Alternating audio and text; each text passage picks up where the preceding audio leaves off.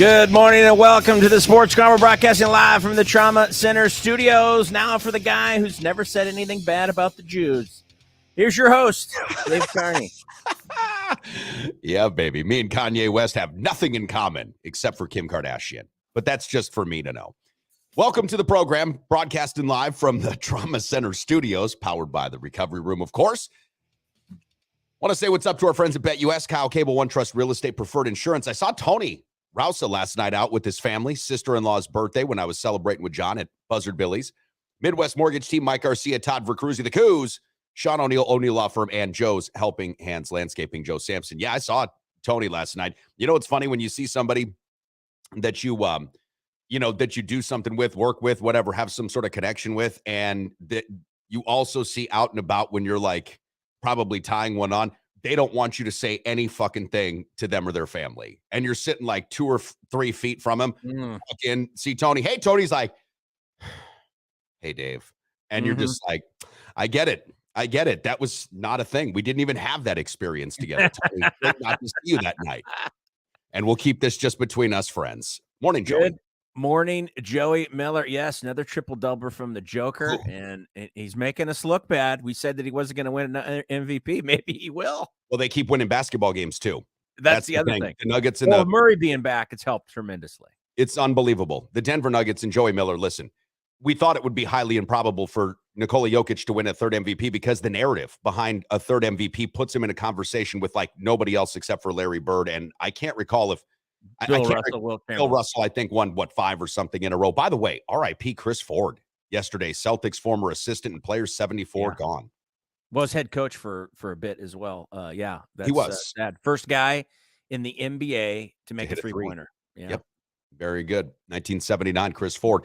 Listen, Nikola Jokic, what he's doing, fellas and ladies that are watching us here this morning on YouTube, Facebook, Twitch, Twitter, and LinkedIn, which seems to be working again. What he's doing is just so out of this world. It bears the kind of consideration that he's getting for MVP. But listen, don't sleep on, and I talked about this from the very beginning of the year, do not sleep on Ja Morant. The Memphis Grizzlies have won 11 consecutive basketball games. They are on an absolute tear. And they're right there, neck and neck. They hold the number 1 overall spot in the NBA's Western Conference right now. This NBA, just like we talked about yesterday with the NFL and probably even hockey, if we watched it, is at a real high. The talent level of players that are in both the NBA and the NFL right now, even some in Major League Baseball, what we see from Shohei Ohtani and some of these guys, Aaron Judge, we've never seen or haven't seen in nearly a century.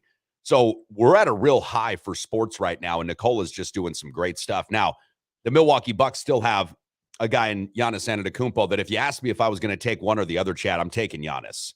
Like, as much as I like Nikola Jokic, I really do, I would take Giannis because that guy can be the best defensive player on the court as well as the best offensive player on the court. And while he doesn't get nearly as many assists on an average night as Nikola Jokic, if he felt that he needed to, he absolutely could do all of that as well. So I'd still take Giannis, but damn, Jokic is he's great. Now, Luka Doncic, this cat's 24 and 22 on the season last night, and as great as Luka is, they're not a very good team. Like, they don't play a lot of defense. He can't win MVP like this. He absolutely cannot win an MVP with a team that's hovering barely over 500 right now. The Atlanta Hawks and Trae Young, who had 18 points, 12 dimes last night, they pick up a crucial road victory there. I don't know about Dallas. Jason Kidd was talking about it in his press conference. He's like, how can't you inspire these people to play defense? What to do? He said, I don't care if you got Luka, Kareem, or LeBron James. He said, if you give up 130 points and they're shooting 57%, that's a shoot around. You're not going to win any games. I think it's Giannis, Joker, Giannis, the Joker, and Tatum right now. And Ja Morant is definitely in the conversation. And of course, Luke is in the conversation. But what makes it interesting is you went from a 2-man race to about a 5-man race right now. And it's really up for grabs, which is great. But I do think team success has a lot to do with it. Rob Dog checking in is checking in with something we're going to be talking about here shortly about Gronk ripping on Rodgers. And in fact, I think it has something to do with our poll question, does it not? Yeah, it sure does. Actually, if you climb the Sports Carney poll this morning at the Sports Carney on Twitter, Facebook group page, 321 members strong. Let us know if you're a Packer fan. And if you're not, it doesn't matter. Answer this question anyways. If you're a Packer fan, what would you rather see more? Aaron Rodgers win another MVP, like he was talking about the other day on the Pat McAfee show, or the Packers winning a Super Bowl? Like, which would you rather see as a Packer fan? Because Aaron, to all of his credit and his great internal pride and ego that we need to stroke, mentioned himself in a lot of different ways with Pat McAfee. I was looked at as being washed. I was looked over. I was counted down. I was nearly on Star Wars after I made my cameo on House of whatever the fuck that was on HBO. And I will win another MVP. But he never actually mentioned the Packers, except for, I could see myself playing somewhere else. Yeah, absolutely. Yeah, I never thought I'd get drafted by the Packers. What a tough interview that was. Yeah, when you use I that many times, that means you're a narcissist, which we are. I'm just so good. I'm so good. And look at me. I look so good looking like this. I'm going to sit back and fucking AJ Hawk. You're a journalist, right? And I mean, obviously, Cowboy had dick face. You're a journalist. All right, let's get into it. Let's break it all down. Where do I start? No, the guy's a fucking chode. And when we come back, this is what I want to do. Rob Dog, I want to talk about Gronkowski, one of the NFL's most serious former players turned commentators. We've always known that Rob Gronkowski, much like Rob Dog's ability to spell correctly, was at the highest level. And we'll talk about what Rob had to say about Aaron. This is a serious sports show, and it's being brought to you by our good friends at the Recovery Room. Stay tuned. What can I say? The Recovery Room on 7th and Mississippi Street is not only my favorite bar in all of downtown La Crosse, Wisconsin, it's my favorite restaurant in all of downtown La Crosse, Wisconsin. Breakfast served 8 to noon, Saturday and Sundays, daily specials, incredible cocktails, and the best damn wait staff in the entire city. My buddy Matt knows how to treat you right, and that's why when you go to the Recovery Room on 7th and Mississippi, you're always going to have a great time and a great meal with a great cocktail. So if you haven't been in a while, or perhaps you're just regular and you want to stop in again, make it a thing. I'm there every single week. How about you? Do you have a wedding, anniversary party, or bat mitzvah coming up in your life? Then you need Hey Duda DJ services featuring Neil Duda, the Midwest Eminem. No doubt about it, I'm been hammered, and that's every day. Brand's so cloudy, dog. Dropping sick beats while you enjoy your treats. No party is too big or too small. Quinceañeras, graduations, ice cream socials, or cockhold parties. Whatever the celebration, Hey Duda is rocking the foundation. Here we go again. Back with all our friends. Here comes the pain. Neil Duda. Broadcasting live from the Trauma Center studios, this is the Sports Carnival. Remember, if sex becomes a pain in the ass, then you're probably doing it wrong.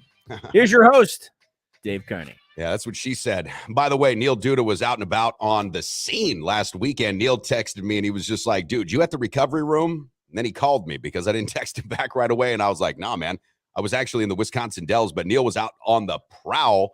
I think he was with his lovely wife, Jessica. I got a message as well from another friend that, like, Neil's out and Dave's not. Like, what the heck is going on here? Neil, great stuff, man. I really do have to say that after listening to that CD, because Neil burned us a few CDs, all right? So me, Breacher, Foreman, John Boy, one of Foreman's friends, we were all out having breakfast. This was a few months ago when West Salem was in the state championship game, and Neil brought us CDs. We've been playing his music here on the Sports Carnival, and it grows on you. It's got this certain kind, it's nostalgic for me, Chad. It's back in the day before rap got so goddamn good and so slick that everybody thought they could do it. I remember my father thought there was no skill in rap. There's quite a bit of it. You might not agree with it stylistically, but there's quite a bit of it. Neil, you bring me back to a time in which I still thought I could too, which I like. And Neil's a great guy. Hey, thanks for being with us here on the show. I want to give a shout out to Joe V, who was picking up what we're putting down this morning. Rob Gronkowski was actually probably watching the Sports Carnival yesterday, along with the tens of others. And when he was watching it, he probably heard me say, fuck Aaron Rodgers. This guy's a douchebag. I mean, what an asshole. And listen, I know that Packer fans might bristle at this, but every time I hear Aaron Rodgers speak, it's like I get more involved with the Packers as a fan and less involved with Aaron Rodgers as a Packer player, right? Like, he makes it really hard for me to root for him. And yet now I feel so sympathetic for the organization because, listen, they don't have a billionaire owner with the big ego. Mark Murphy's listen, I've met this guy. He's as nice, Chad, as it comes. If you want to talk about a Midwestern nice man, Mark Murphy is a Midwestern nice man. And he essentially is the de facto owner of the Packers, even though he has none of that overarching authority that an owner would have, right?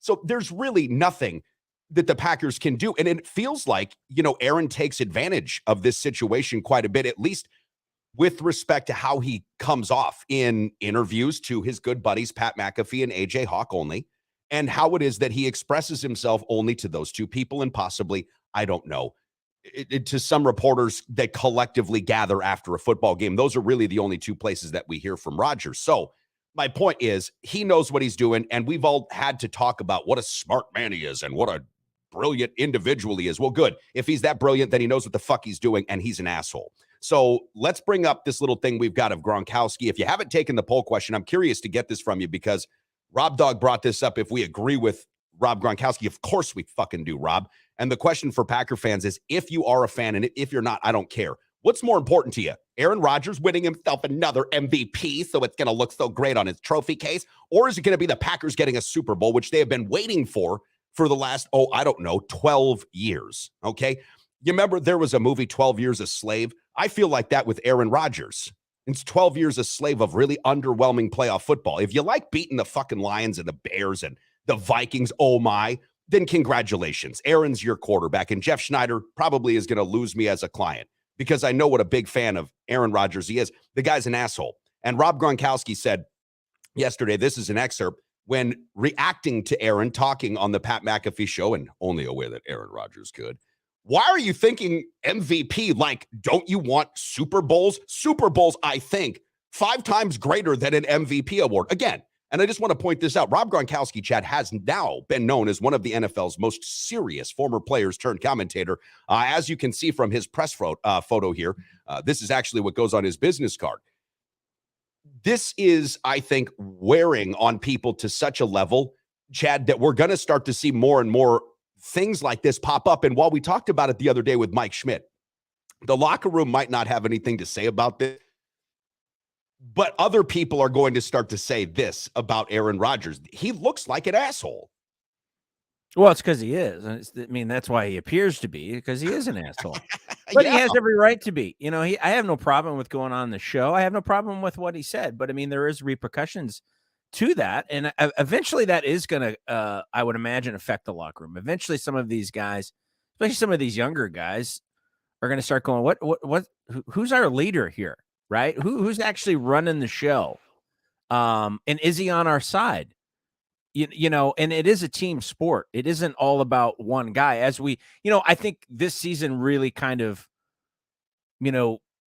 illustrated that. As good as Aaron Rodgers is, he can't do it by himself. He needs guys to catch the ball. He needs guys to block. He needs guys to run, and he needs a good defense. Just like every other quarterback. Every other quarterback's ever had success has some of that in their recipe, along with what they can do in those moments when they need to be that guy. And, doing these kinds of things are just so distracting, but it is all part of his passive aggressive, modus operandi. That's just how he operates. And I'm sure he's thinking 2 or 3 steps ahead, and it's leading into something. Now, we kind of jokingly talked about with Mike Schmidt, where would you put him in for coaching purgatory? Where would you send him? Right. I didn't really think about this, but his relationship with Pat McAfee, maybe he does. Maybe Jim Irsay, maybe him and Jim Irsay have a date coming very, very soon. That would be interesting. You know what? That actually, they need a quarterback. They desperately need a quarterback. And listen, we can say what we will about the Packers lineage of quarterbacks, because there's great ones, right? Bart Starr, of course, we've got that. We've got Brett Favre. And then there's Aaron Rodgers. The Colts are one of the few teams, Chad, that actually boast, if not as good, maybe even a better lineage of NFL quarterbacks with Johnny Unitas. Then you've got, the unfortunate non-drafting of John Elway, but you go Peyton Manning, you go Andrew Luck. Listen, that wouldn't be completely out of pocket for either Jim Irsay or Aaron Rodgers. The thing that I wonder about Rodgers is this, though, because he's such a big timer. Right? Like, he really is. He's a big timer. He's better than us. And like Jeff Schneider is mentioning, Aaron Rodgers for president in 2024. If he ran, he would absolutely win. He would be the most famous person on the ticket. I mean, that if Michael Jordan ran for president today, done. He's the president. This is how fucking stupid we are in this country, by the way. We would hire anybody that we knew their name because, of course, we're fools to think that we see somebody on TV and we know who they are, right? Like, that's the biggest misconception of all. but I agree with you. He probably would run and win. Listen, Jim Irsay probably would be a good guy for him, but I think he's just a big timer. Doesn't he need a bigger market? Like, doesn't he need to be in some place that's cool enough for Aaron Rodgers? I mean, if there's a place that's less cool than Green Bay, it's like Indianapolis. Well, that's true. Then it could be some of the places we've talked about for Tom Brady, right? What if Miami. he goes, maybe hangs out with Mark Davis in Vegas? There you go. And gets Devontae Adams, who's like, now can I be traded back to Green Bay?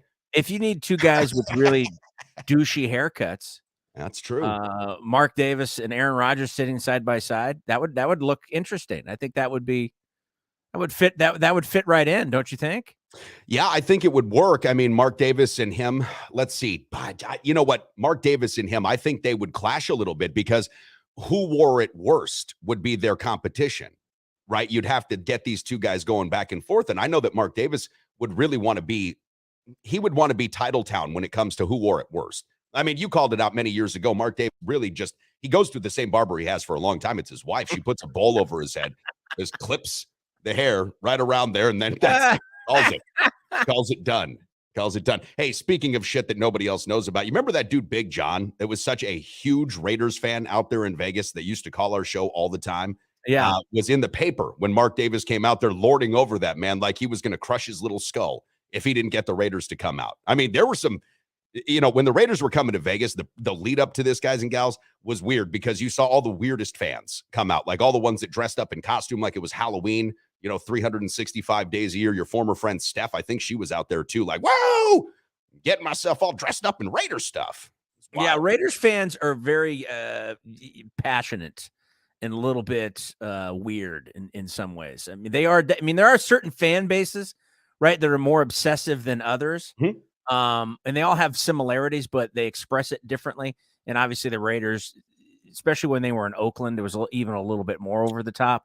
You bet. I don't know if it's any better or worse for, now that it's in Vegas, but very interesting, Eagles fans, Packer fans, there are certain fans that they take the fan, they understand what it's derivative of, which is fanatical, and they're very fanatical. The thing about Packer fans, though, that I will say, and this is something that if you've ever been to Lambeau Field and you're not a fan of the Packers, you also found out, very, very gracious and generous to the other fans of other teams. Like, that's one thing that I will say. And it's not just like Minnesota nice, which, by the way, if you don't know this, Minnesota nice means you're a fucking bitch, because that doesn't mean that you're nice. It means that you're a fake nice person.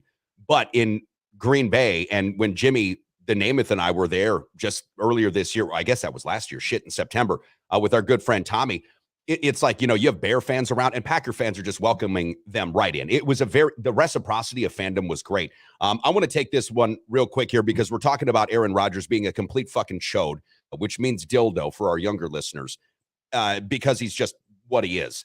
This Facebook user says, if Aaron wants his buddies back on the team, take less money. If he wants the rookie wide receivers to learn his 407 hand signals, then maybe he should show up at OTAs and put the work in instead of gallivanting throughout the jungles. I agree. Listen, I love 407 hand signals. I love this because I was using the TLC song a couple of years ago as a great point of reference. Don't go chasing waterfalls. Stick to the rivers and the streams that you're used to, which is here in the lovely state of Wisconsin. The thing is, with those rookies, it's like, okay, you don't want to be a part of a rebuild, but you don't want to actually get in there and do the work with these guys, and you want to show up and be disgruntled when they don't know what you're doing. Yeah, that's why they're rookies. You remember being a rookie?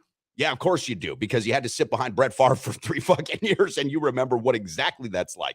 You got to show up and put in the work, and this is why Tom Brady is going to be greater than Aaron Rodgers. This is why Peyton Manning is greater than Aaron Rodgers. This is why, guys like Joe Montana are greater than Aaron Rodgers, because they just showed up to do the work. I can never remember Joe Montana taking time out of a fucking day to tell everybody how awesome he was. I can't ever remember Peyton Manning, getting the great one forecasted or broadcasted on his gigantic forehead. I really can't remember those times.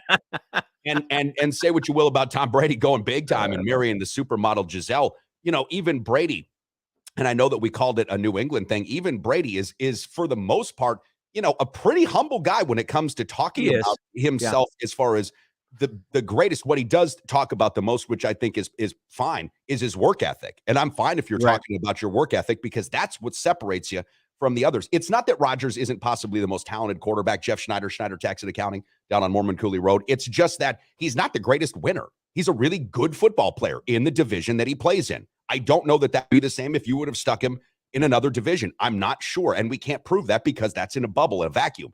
So there's no way to know. Well, when you're talking GOAT conversations, I don't care what sport it is. Ultimately, at the end of the day, it's about winning championships. That's what's going to put you higher on the list. Individual awards obviously count, and they're impressive, and he's got impressive numbers, no doubt about it. But when it comes to narrowing it down, right? If you're going to do a top 10 list, yeah, you know what? You can put him on the list. I don't have a problem with that. Sure. We start narrowing it down to 5 or 2 or 1. He's not on my list. That doesn't mean anything. It's subjective, right? Everybody has their own opinion. Some people may have him number 1, because of his mechanics and because of the way he throws and because his haircut and all those other things. That's why, I begrudgingly, a couple years ago after the 7th Super Bowl was like, okay, Tom Brady is the GOAT. You can't argue it. He's been there 9 times, won 7 or whatever it is. Yeah, it's been there 10 times, won 7. Yeah. That's never going to be matched ever. No. Because I think they were doing the math. If Patrick Mahomes at his age, he's got to win one like every other year. Yeah. It isn't going to happen. Joe Burrows is already behind. You know what I mean? Josh Allen, he's already behind. These guys are already behind. The guys that potentially you could look at and go, okay, this guy may be able to they're behind. They're not going to, you're not going to do it.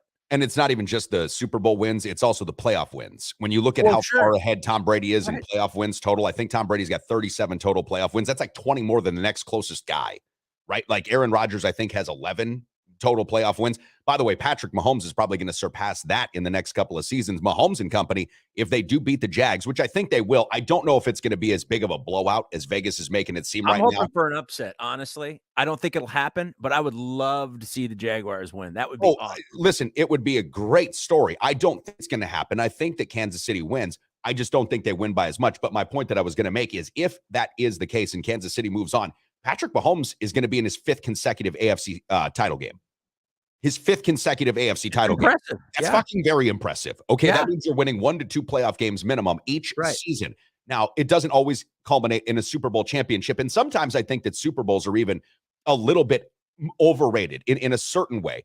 If Aaron Rodgers and the Green Bay Packers, and good morning to you, Mike Byers, fuck the snowman, man. I got to move tomorrow. I'm not happy about the 8 inches of snow. All right, so I don't want to get paid, jelly snowman. Listen, fuck off, snowman. But if Aaron Rodgers... Mike's very jovial. I thank you, Mike. But if Aaron Rodgers had been, let's say, to 5 consecutive NFC championship games, gone to a couple of Super Bowls, right? Maybe not even won them all, won, out of 4 and had 2 total Super Bowls, but was always kind of right there knocking on the door because of, in many respects, his great play on the field. I think that we would be able to categorize Rodgers differently because then we would look at eras, right? We would start to see the era in which he was playing and how much more difficult in effect that is with free agency, with the salary cap, like they didn't have back in, the 70s with the Steelers and into the early 80s with Bill Walsh and the San Francisco 49ers. The point is you got to be right there. If you're not there, you got to be right there. That's why Patrick Mahomes, and this is crazy to say, he's probably already a greater quarterback than Aaron Rodgers. I'm not saying better in certain respects, but greater. He's been to 2 Super Bowls, twice as many as Aaron Rodgers. He's already won 1, the same amount as Aaron Rodgers. If he goes to his 5th consecutive AFC championship game, that will be something Aaron Rodgers has never, ever done and won't be able to win his. He's going to win his 2nd MVP this year. Do you agree? Don't tell Aaron Rodgers that. Oh, don't tell him that because he wants that fucker back. But he's going to, I think Mahomes is going to win the MVP. I think the other thing that Mahomes has is he's paired with a great coach, right? Something that you can look at, obviously, with the exception of the win in Tampa Bay. Brady was paired with a great coach. Joe Montana was paired with a great coach, 2 great coaches, really, but one is specifically in Bill Walsh. That helps as well. So if you're going to try to make that, run to try to match or surpass Tom Brady, it's got to start early. And you got to have the right combination. And it's like I said, it's almost impossible. I don't see it happening.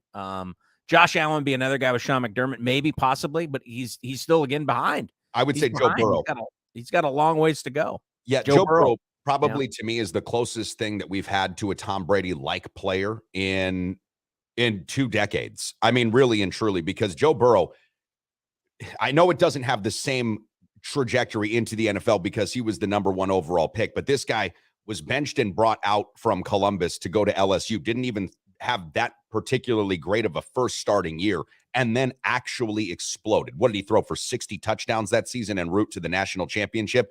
Wins the national championship, goes to Cincinnati, gets fucking slobber knocked behind a horrible offensive line, suffers an injury that for many could have been career defining, comes back the next year, shakes it off with a porous offensive line once again, but hooks up with a former college teammate in Jamar Chase, leads them to a Super Bowl appearance where they almost beat a Rams team that was led, I think, in a lot of ways by Aaron Donald, Von Miller. And of course, Stafford had his moments.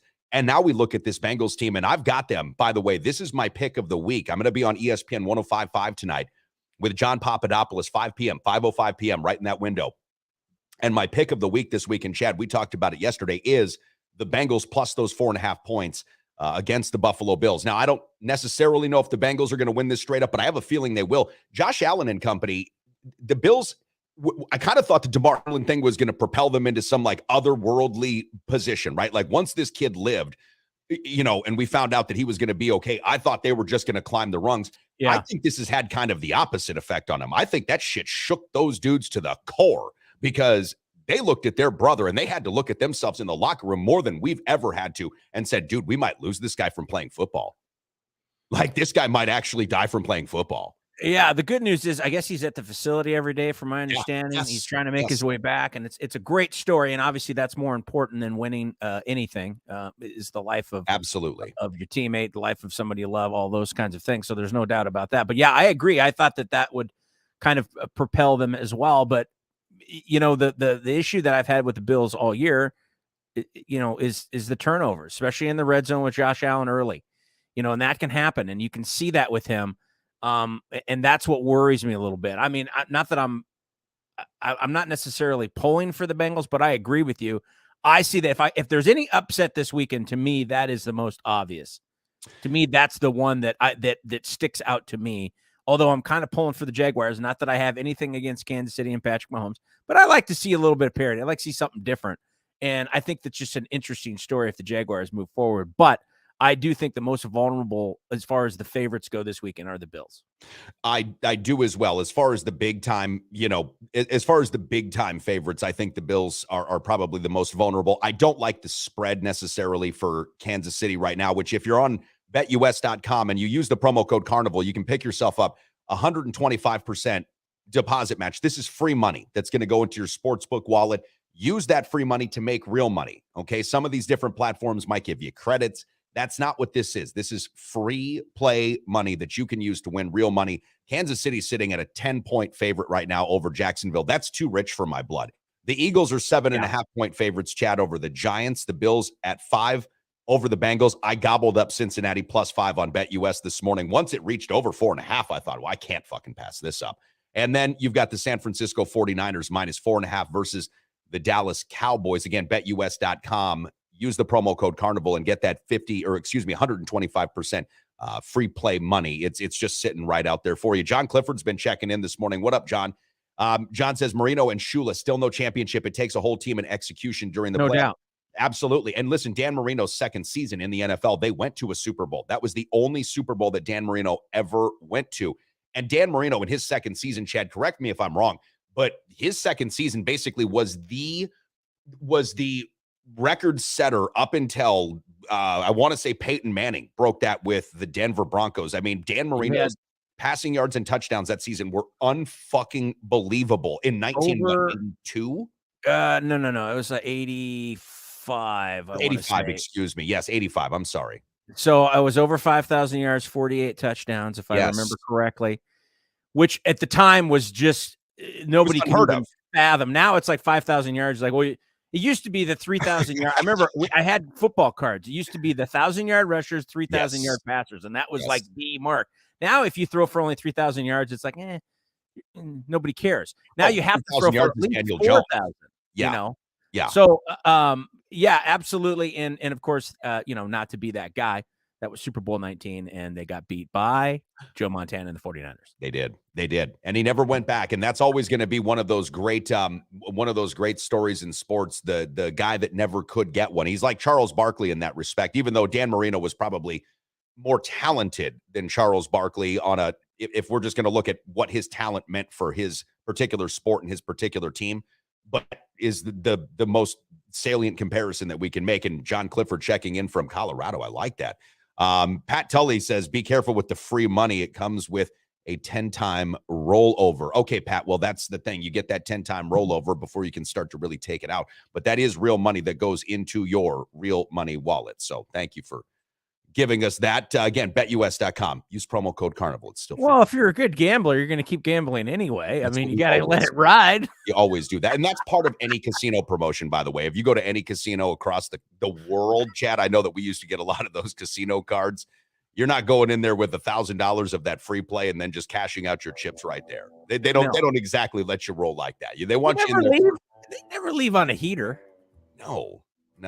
All right, boys and girls, stay tuned. We're going to come back. I want to talk some more shit about Aaron Rodgers, let you know what you're saying on this morning's Sports Carnival poll question up at the Sports Carney on Twitter. Stick around. Now more than ever, if you're looking to buy or sell your first home or perhaps an investment property, you need a full-time dedicated real estate agent who is up to date on all the latest trends and analysis and is ready to give you the kind of service that you deserve. That's why the official real estate agent and the official real estate partner of the Sports Carnival is Kyle Cable of One Trust Real Estate. Whether you're looking to buy or sell your first home, or perhaps you are a seasoned investor, call the official real estate agent partner of the Sports Carnival, Kyle Cable of One Trust Real Estate.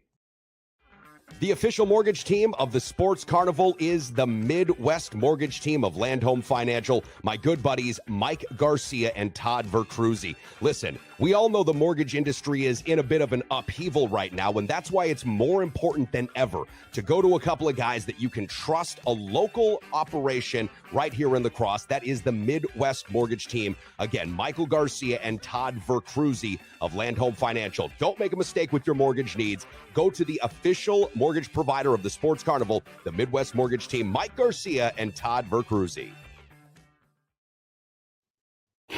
Back to the Sports Carnival, broadcasting live from the Trauma Center studios. It's okay if you disagree with us.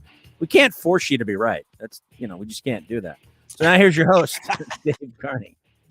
Oh, man. Great to have you guys and gals aboard this morning. Our Facebook group page, Chad, is just growing by the day. We're at 321 members. And the poll question that we've got on our Facebook group page, as well as our Twitter feed, which is at the Sports Carney. By the way, all across social media, guys and gals, at the Sports Carney, Twitter, Twitch, LinkedIn, Facebook, all of it at the Sports Carney. If you're not following us yet, please do so. It's important to us. So if you're a Packers fan, and if you're not, I don't care.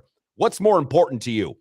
Aaron Rodgers wins another MVP, or the Packers win a Super Bowl? Chad, unsurprising, on our Facebook group page, 100% of respondents right now say the Packers win a Super Bowl. On our Twitter feed at the Sports Carney, 87.5 to just Jeff Schneider's 12.5% say the Packers winning another Super Bowl. And Mike Barra was checking in here with us on our Facebook group page, okay, and says, next poll question, what's more important to Aaron Rodgers? ... Unfortunately, we all seem to know the answer to that.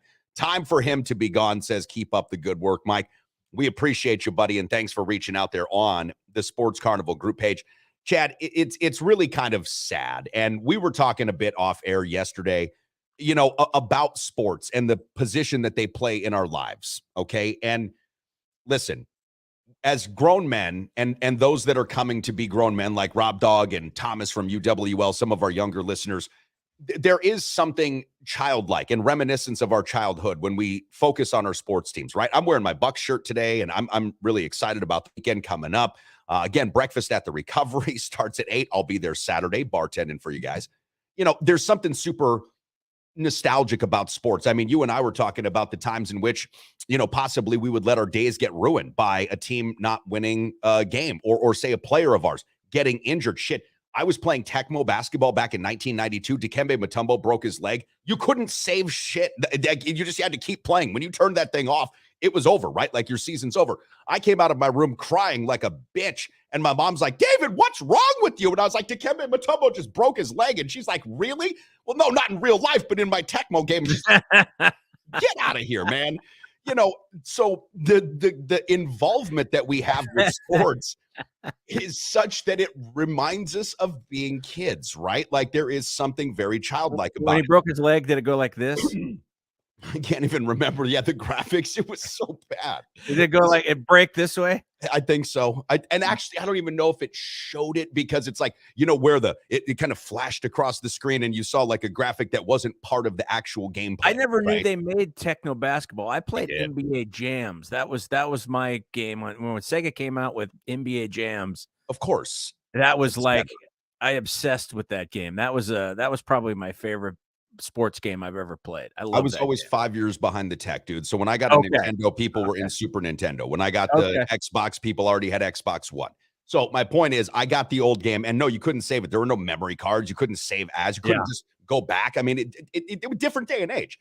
But we ended up talking, Chad, yesterday off air about just, you know, how insane as football fans, as basketball fans, baseball fans, whatever, hockey fans, we get about these essentially kids games, right? Like, I mean, we're just talking about kids games. So let me preface this by saying, and Chad, you weigh in on this where you want.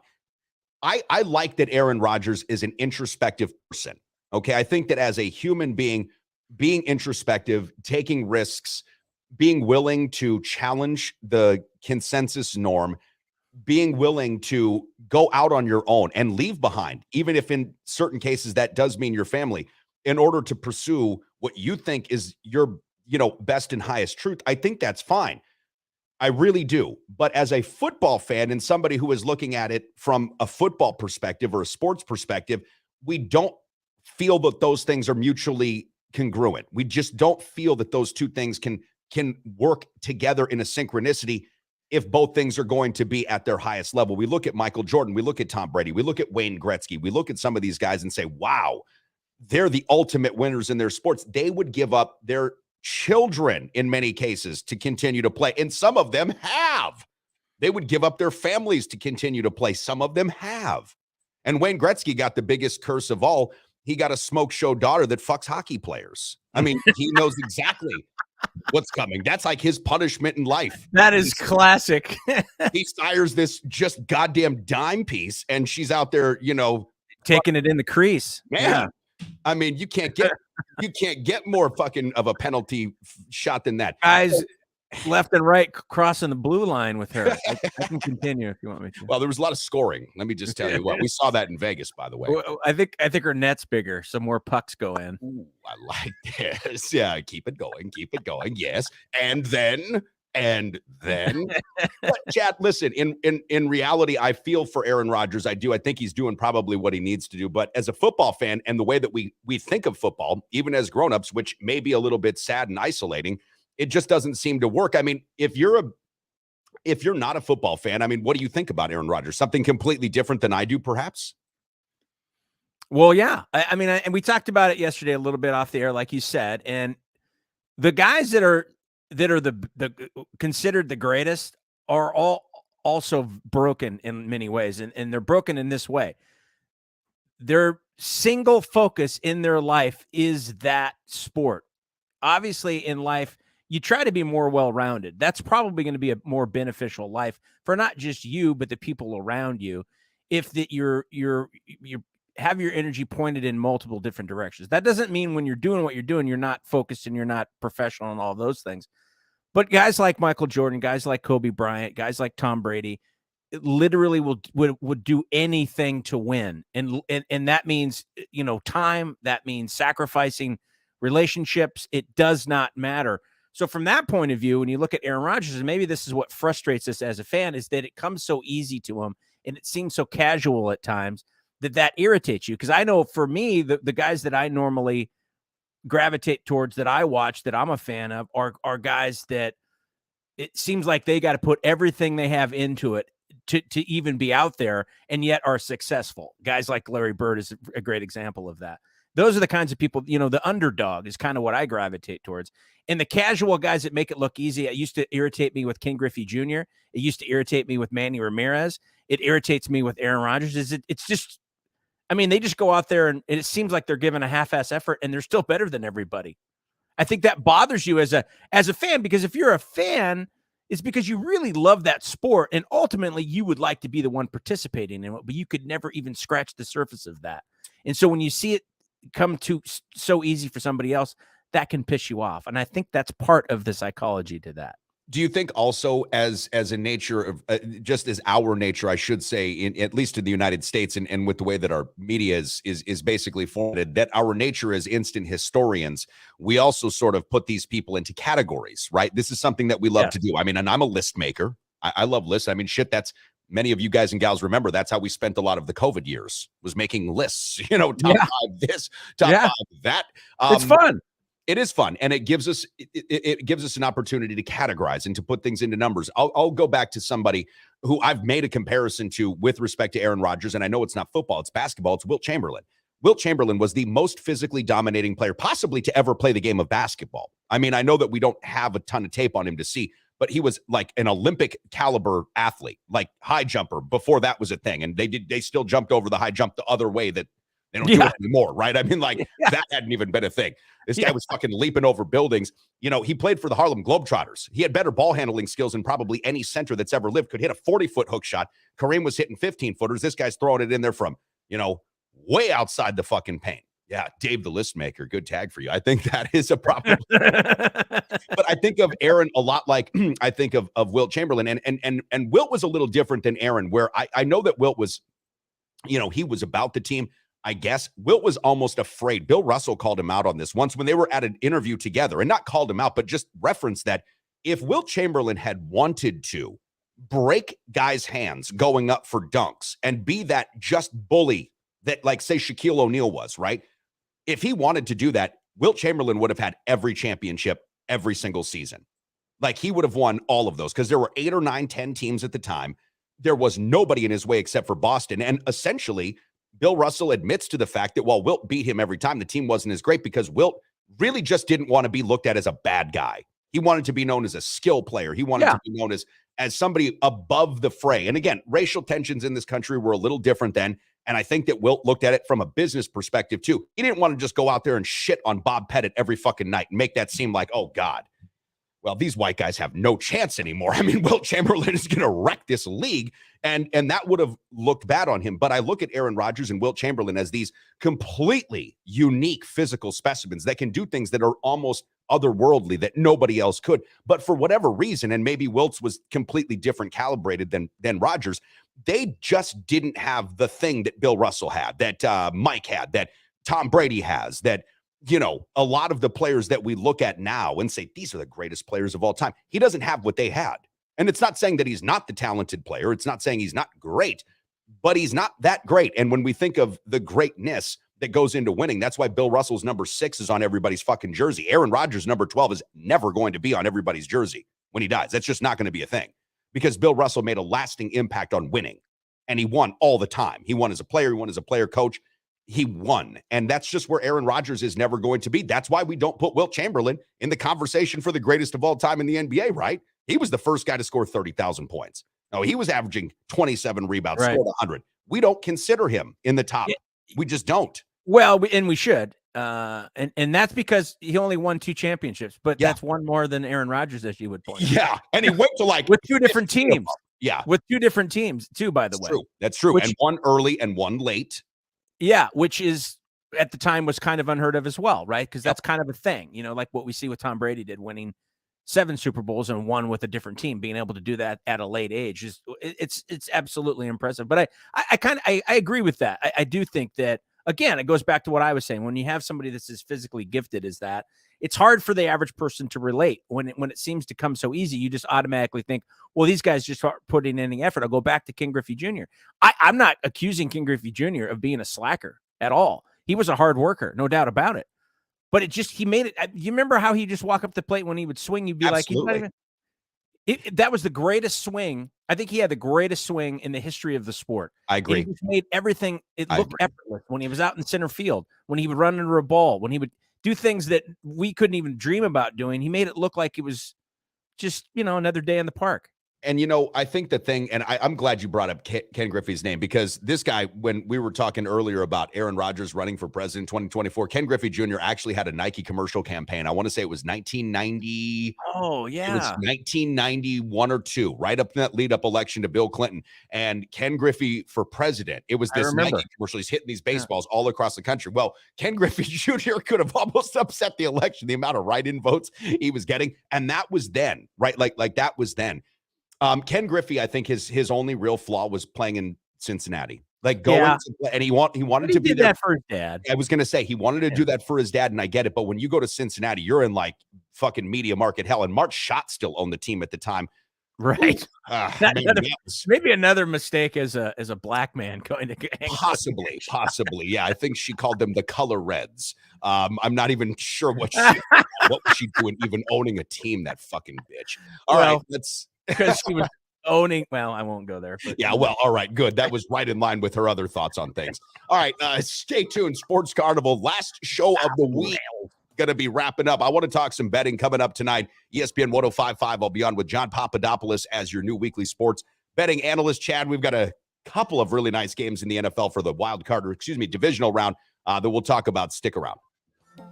Preferred Insurance is the official auto, home, business, flood, and life insurance agency of the Sports Carnival, serving folks in La Crosse and surrounding areas with licenses in Wisconsin, Minnesota, and Iowa. As an independent insurance agency, Preferred Insurance is free to find the very best insurance for you, your family, or your business needs. Call my friends at Preferred Insurance today and set up a free consultation. Remember, working with an independent agency means Preferred Insurance works for you, with you, to find the best solutions at the best prices. Coming to Fox this fall, it's the Bench Brothers. Talking about that street clothes in Westbrook. They're getting down on the bench. The Bench Brothers, brought to you by Big Dick's Hoagie Heaven. Remember, ladies, the first 6 inches is free. And by Don Francisco's. At Don Francisco's, if you're up all night, so are we. Street clothes in Westbrook. They're getting down on the bench.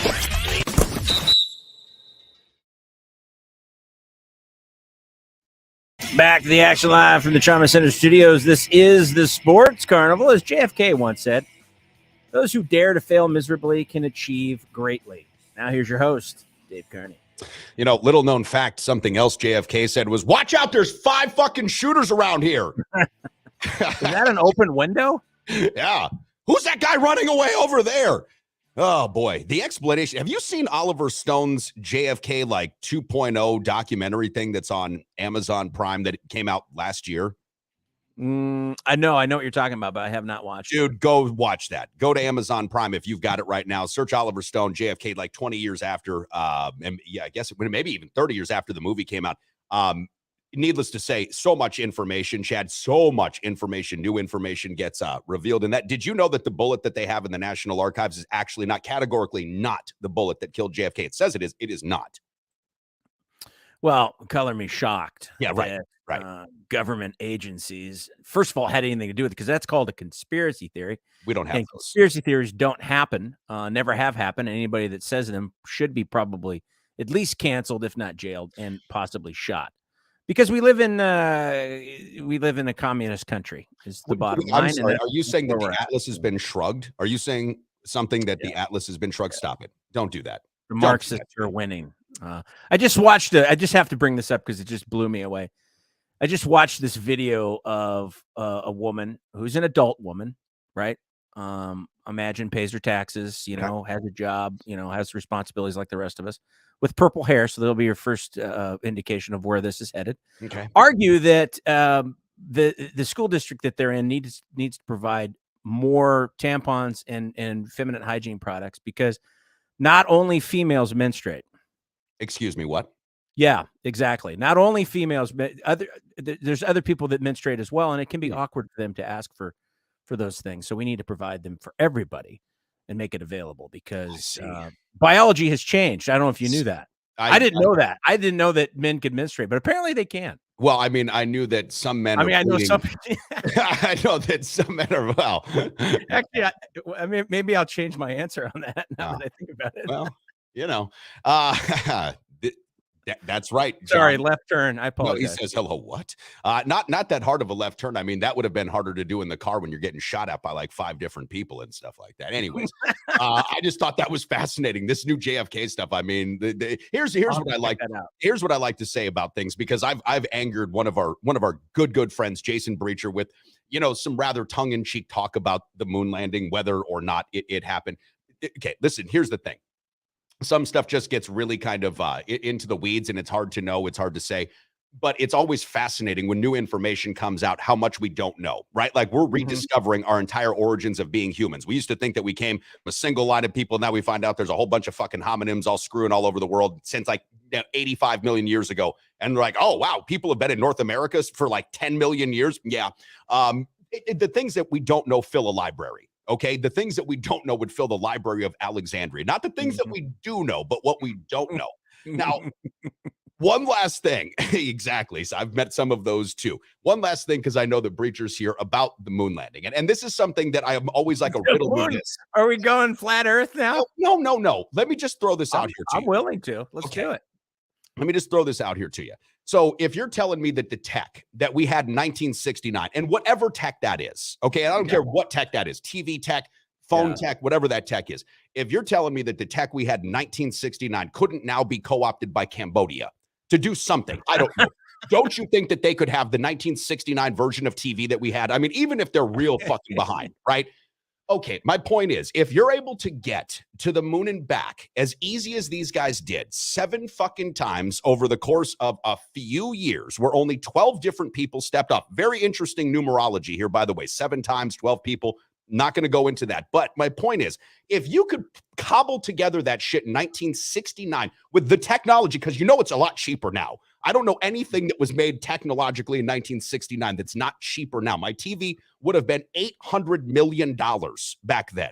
It would have existed in only one of the world's largest, solariums or whatever the fuck. They're throwing them away at Walmart. Okay, fine.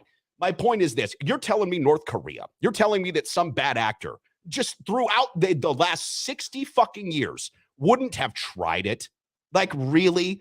It wouldn't have even tried it, because I remember Neil Armstrong. What did you guys do? Well, we put it on cruise control, slept for 8 hours apiece, had to get our Z's. Yep. Back. They can't bring these fucking people back hardly now. Like, what? Have you ever made a phone call with somebody that drives behind a mountain and then you lose the phone call? A little bit. Did we have perfect reception in 1969 to the moon? Does anybody think about that? How did that happen? Howard Cosell was on a play-by-play, and there they go up there to the moon, and it's great. How's it going up there, guys? Oh, it's going great down there, buddy. And here's the other interesting thing: as television kept getting better over the next couple of years, just throwing this out here, as TVs kept getting better through the next couple of years, go watch and see how much more distorted the view from the moon became. It was really odd. Okay. Listen, all I'm saying is that we're talking about going back to the moon now. NASA's sending all this money up here because they're like, we got to figure out a way to get people back to the Earth safely. Wait, we solved this riddle. Just go back to the 1969 thing. I mean, if the Ford Falcon was a better automobile than today's Fords, wouldn't we just drive it? Well, I mean, wouldn't we it's just interesting do that? if you're doing something like that, right? And it's historic, and that it's going to be remembered forever. You would think that you would categorize every single thing, and you would put it in. You would figure out a way to keep it. I don't care if it was a napkin that somebody brushed their face with. You would archive that. Do you know that the telemetry numbers that they utilized to land on the moon, they magically lost? How is that possible? So that's another reason why they can't do it, supposedly. Well, the whole thing when you start unraveling it, it doesn't make a lot of sense. Now, I'm not arguing that we didn't go or any of those kinds of things, or that the Earth is flat or any of those kinds of things. Well, we saw it on TV. We know birds aren't real, but we saw it on TV, so it has to be real. Yes. But a lot of those things don't add up. And so I agree with you. And we really went off on a tangent, but I love it. Well, we did, but it's fun because I've gone off on this very tangent with many of our friends and audience members before. So this isn't completely off for me. Okay. And I'm not saying, again, like you, I'm not saying it didn't happen, but there are some, just like, I just wondered, because we hear this narrative a lot, like why we didn't go back to the moon. We value human life too much. Okay, first of all, let's all collectively laugh at that, right? We do not value human life even in the least. But then I asked this person that said this, and I can't remember, it was a buddy of ours, Jimmy and Breacher and I were at a bar many months ago. I said, so do you think that China values their people the same as we do? Or Russia or North Korea? Like, do they have that same value on human life? Because if you're telling me that it's all about, well, first of all, it's rather expensive. Man, we'll spend every goddamn dollar on a way to blow up another human being. Like, that's what we'll put. Actually, that's our biggest export in this country. The export of weapons of mass destruction. That is what we make our most money on, mostly to countries like Saudi Arabia. So the thing is, like, I just can't fathom somebody else not giving it a go with the tech from 1969. Let's just use that. That's all we have to do. Somebody just had to get the old fucking dial phone, and all of a sudden they're beaming me up to fucking space. I mean, come on, man. The paper mache and aluminum foil that they use? I thought it could have worked. I mean, I just thought somebody else would have tried. Those that, of course, don't value human life as much as the benevolent Americans who we know would never do anything to step on anybody else's rights and privileges. That's not what we do in this country. We're not about that. By the way, when we do get arrested later, that will be thanks to one of our pieces of legislation in 2001. Fuck you guys. You've been canceled. Exactly. All right. Well, let's cancel ourselves by getting into some fucking betting action here, because this used to be one of the most taboo subjects in the world. I remember being a kid in Vegas, and then, I moved to Colorado, I moved to other places, and people like, oh, betting, it's so bad for you. It's just naughty. I mean, because me spending my money is, of course, your problem. I mean, that's always what we know. Exactly. But now we get to talk about it with such great aplomb, and it becomes such a central part of our sports conversation. You got guys like Mike Greenberg, talking about point spreads here, and these were people that probably 10 years ago would tell you how, Jesus wouldn't love you anymore if you spent $5 on the Kansas City Chiefs minus 10. But that's where the line sits at betus.com. Again, enter promo code Carnival, get yourself 125% free play money. Jacksonville, 10-point dogs here. Money line, Chad, 355 plus 355 for the Jags. The total sits at 52.5. I know that you're tempted to say Jacksonville on the upset. I can't take them to upset, so I wouldn't do a money line bet. But at this point, at 10, I think Jacksonville plus 10 is a solid bet, because you get yourself over that key number 9. Okay. Yeah. And when you give yourself over certain key numbers, 3, 6, 7, 9, you get yourself into a 10, which is still a push. If they win by 10, you can still push that. I would take Jacksonville plus 10 at this particular moment. But not that I need to say this. I think this is pretty obvious, so I might as well be obvious. There's no way you're going to be able to turn the ball over 4 times and be able to beat Kansas City. No. That would be the only caveat. There you go. For Jacksonville to give this a run and even beat the spread, they're going to have to cut that at least in half, if to 0. To win the game, they're going to have to cut it to 0. They can't have any turnovers. Obviously, Kansas City can explode offensively. But I'm tempted on that as well. I'm hoping for the upset overall. I wouldn't take the money line bet, but I like the points. I do too. And I think that the total 52.5, if I were a betting man right now, I would say feels a little bit rich, but I would go over the 52.5. I think you could see, a 25-27 game in the first half. And then the second half, maybe they slow it down. Philadelphia minus 7.5 right now over the New York Football Giants, plus 270 for New York. The total on this one sits at 48, Chad. This is another spot in which I think the dog is barking, man. 7.5 for New York. It gets you over that key 7. So you get them at 7.5. You go over 3, 6, 7. I like the Giants. I think that Philadelphia is more vulnerable than the National League wants to make them. I know they had a great regular season, but once Jalen Hurts went out, and let's remember who they played for a lot of the season wasn't the toughest of competition. Strength of schedule was easier for them. Once Jalen Hurts went out, I think we saw the real weakness of the team. Gardner Minshew isn't an incapable player, right? Like, he really isn't. Their team, though, is so heavily reliant on Jalen Hurts to be 100%. If he's not able to do it, I don't know that they go. I would probably go with the Giants plus those 7.5 points. I kind of like that as well. I think that exactly what you said, the 7.5, the half point makes a huge difference. And I like the way Brian Daboll is coaching. I like the way that Daniel Jones played last week. Me too. So I agree with that. The play of the week for us, guys and gals, and I'll be talking about this evening, 5 o'clock on ESPN 105.5 here in the Cooley region with our friend John Papadopoulos on the Sports Lead. Our play of the week is Cincinnati plus 5 points at the Buffalo Bills. Total 48. The money line is plus 190 for Cincinnati. I'm tempted to actually take a Cincinnati money line play. I've already laid down my wager at betus.com for the Bengals plus those 5 points. this is one of the, when I really break down the numbers and the metrics for Cincinnati, they're covering great. They're 4-1-1 in their last 6 games against the spread in the playoffs. They're 12-4-1 in their last 17 games overall. So that's this season against the spread, and 16-4-1 against the spread dating back into last season against teams with a winning record, which is really, really hard to do. So this Bengals team feels like a really good spot, a really good cover spot here. Again, if the Bills do win, I see this as a field goal game, maybe even something closer. But after what I saw from Buffalo against Miami last week, I'm kind of out on Buffalo. I think that the DeMar Hamlin thing worked opposite of the way that I had sort of anticipated it was Agreed. going. Agreed. I like the Bengals as well in this spot. All right, finally, before we go, and I love that we've got Bailey playing here in the background. San Francisco, Chad, your team playing Dallas. This is one of the most storied rivalries in NFL history and postseason history. Frisco 4.5-point favorites. This is showing that there are a lot of sharp bettors that think Dallas is going to go into San Francisco, upset Brock Purdy. I'm saying not so fucking fast. Tampa Bay was one of the worst football teams this year that made it with an underwhelming 8-9 record. San Francisco, conversely, is one of the best, if not the best, football teams in the league. I like Frisco. I don't know if I like the number. What are your thoughts? Yeah, Tampa Bay did not rush the ball, could not rush the ball. A different ball game when they play the 49ers. I actually like the 49ers in this, obviously, to not only win, but to cover. I think they win by a touchdown at least. All right. I love it, man. We'll see you guys and gals hopefully on Monday, to be determined exactly, but I think we'll be able to pull this off from the new Trauma Center Studios, downtown La Crosse. Don't forget, take our poll question. If you are a Packer fan, what do you want more? Aaron Charles Rodgers to win another MVP or the Packers to win another Super Bowl? Getting surprisingly close on Twitter, 60-40, as a matter of fact. Packers getting the Super Bowl. So take this morning's poll question, and we'll see you guys real soon. Thanks for everything.